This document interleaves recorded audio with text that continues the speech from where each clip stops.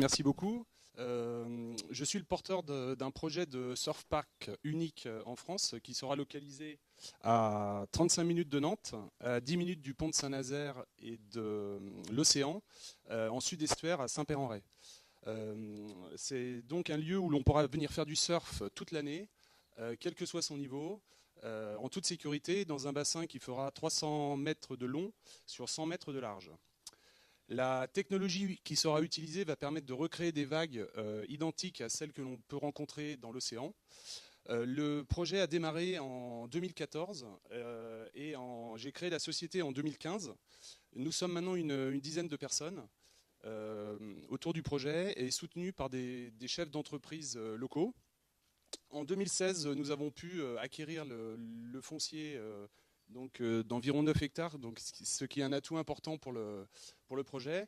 En 2017, nous avons fait des études techniques réglementaires autour du projet et essayer de fédérer les personnes autour de ce projet. En 2018, donc cette année, le PLU a été validé pour le projet, signe de confiance des élus locaux. Nous recherchons donc, nous élargissons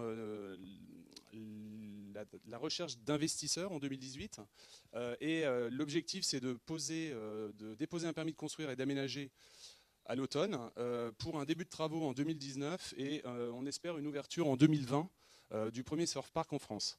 Le projet est soutenu par la région Pays de la Loire qui dès 2015 a cofinancé en fait une étude de marché et de faisabilité économique qui s'est avérée très intéressante et vient de placer le projet dans les top 3 des projets touristiques de la région, donc signe aussi de confiance.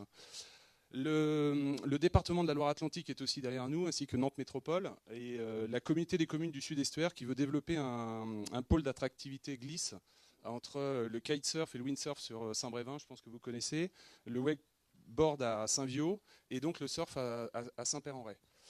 Et enfin, la Fédération française de surf, qui aussi est avec nous depuis 2015, car elle y voit l'avenir pour son sport et aussi évidemment l'augmentation du nombre de pratiquants. Et en 2020, le surf va être olympique à Tokyo. Et il y a eu la première compétition professionnelle qui a eu lieu en mai là, en Californie. Donc ça représente, on voit que le surf évolue vers ces compétitions en bassin aquatique fermé.